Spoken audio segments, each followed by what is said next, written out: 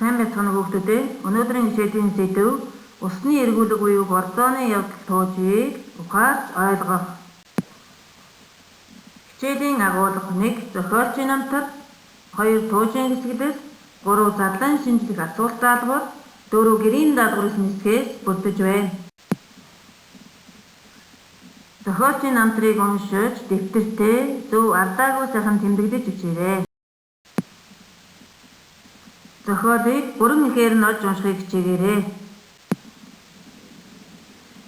Усны эргүүлэг буюу бордооны явдал туужийн хэсэгдлээс оруулж өглөө. Усны эргүүлэг буюу бордооны явдал туужийн хэсэгдэл үргэлжилж байна. Сурах хүчгээс уншаарай. Хэсэгдлийг үргэлжлүүлэн уншаарай. Дараах задлан шинжлэх асуулт даалгаварт дэлгэрэнгүй хариулж бичээрэй.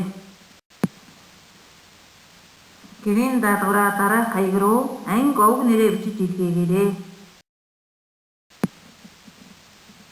Анхаарал хандуулсан та бүхэндээ баярлалаа.